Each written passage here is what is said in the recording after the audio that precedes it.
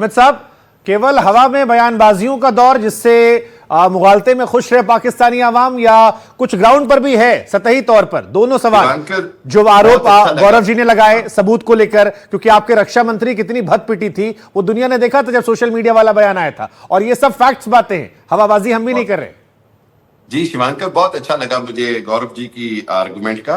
देखें, बात यह है कि हमने तो सिंपल सा कहा कि आप अभी तक मानते हैं आपका S-400 सिस्टम तबाह हुआ, आपका जनाब इलेक्ट्रिसिटी का निजाम तबाह हुआ, आपकी जो सिस्टम है, कैमरास हैं, आपकी सिक्योरिटी सारी हैक हो गई। उसके बाद आप राफेल का पूछते हैं कि मलबा कहां गिरा, तो हम तो ये कह रहे हैं कि इंडिया के अंदर ही हमने आपको आपके अंदर जाके घुस के मारा। आप अपना मलबा खुद दिखाएं दुनिया को, आप अपने राफेल पूरे करवा दें। हमारा तो चैलेंज है, हमारा एक जहाज भी डैमेज हो तो हम पकड़, हम तो पूरे इंटरनेशनल मीडिया के सामने चैलेंज करते हैं कि हम अपने सारे जहाज सब कुछ गिनती करवाने को तैयार हैं। आप नहीं है तैयार। अच्छा, अब तीसरी बात कर रहे हैं, अभी उन्होंने कहा जी कि उसको SCO को एक जनरल साहब चला रहे हैं।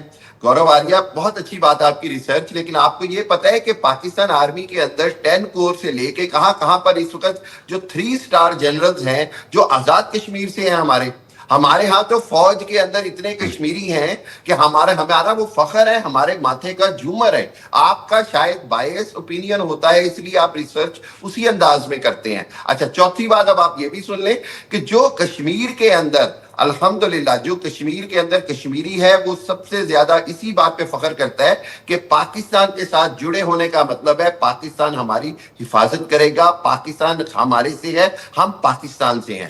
अच्छा, और ये भी मैं आपको एक और बात बताता चलूं कि आइंदा आने वाले दिनों में ये जो बार बार ऑपरेशन सिंदूर की बात करते हैं ना, हम तो खुद कहते हैं कि हमें अमेरिका ने ना रोका होता तो हम दिल्ली समेत, बम्बई समेत आगे तक जाके एक बार इंडिया को हमेशा के लिए ठंडा कर देते। सही बात है सर। ये कहते हैं कि अगर ट्रंप की सही बात है गौरव जी। अब थोड़ा मेरा डाइजेशन सिस्टम थोड़ा गड़बड़ हो रहा है मेरा। 47, 99, 71 यहाँ अलग हिस्ट्री चल रही है सर।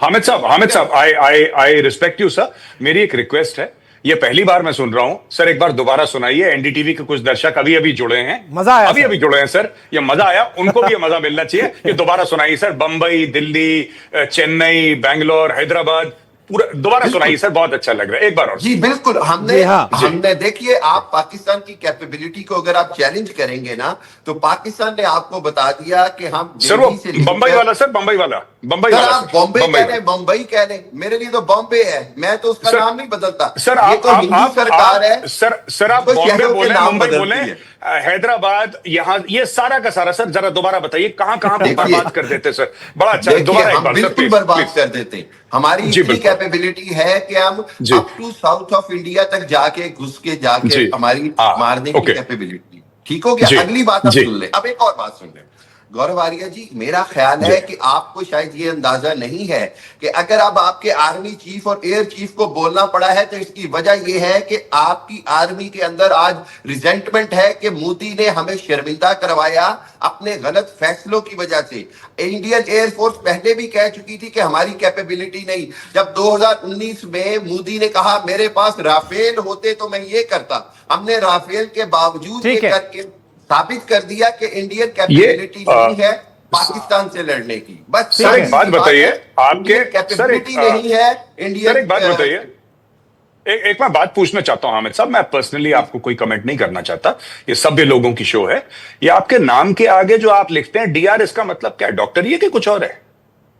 ये मेरा ख्याल है कि नहीं सर, मुझे नहीं सर, मैं तो नहीं जानता। जानते हैं नहीं सर, मैं आपको नहीं जानता सर। इतना बड़ा इल्जाम ना लगाएं मेरे ऊपर कि मैं आपको जानता हूं सर। मुझे समाज में अपनी शक्ल दिखानी है सर। इतना बड़ा इल्जाम ना लगाएं कि मैं आपको जानता हूं, कि मैं घर के आगे अपना मुंह छुपाता चलूं सर, ऐसा मत बोलिए। मैं प्रोग्राम कर रहे हैं हम सर,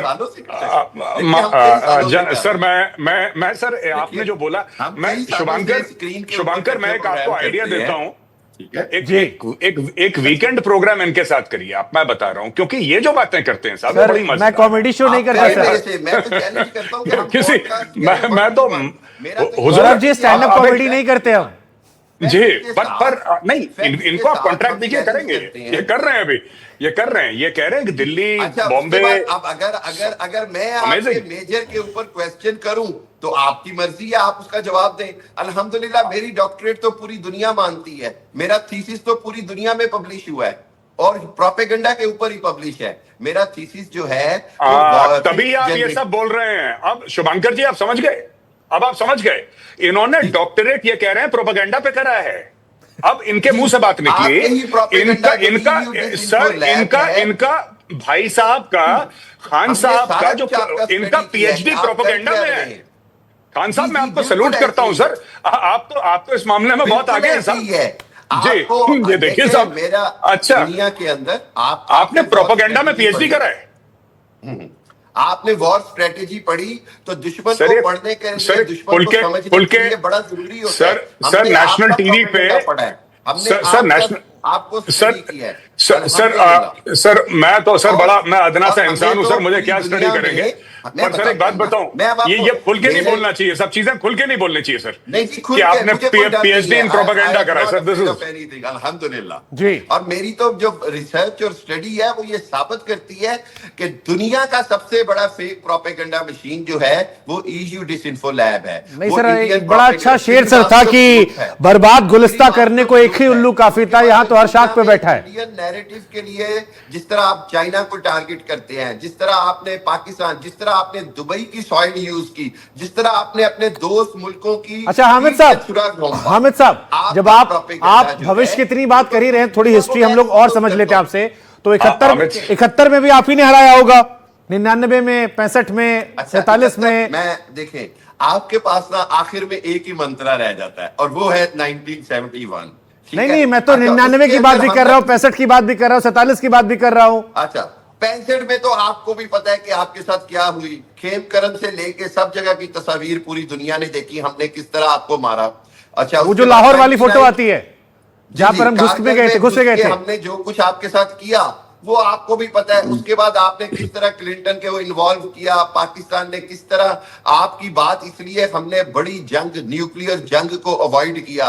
कारगिल हमने जितना आपके अंदर घुस के मारा वो आपने, सही बात है सर। बस एक बात मैं आपकी मानता हूं हामिद साहब, एक बात मैं आपकी मानता हूं और इस बात में I agree with you sir.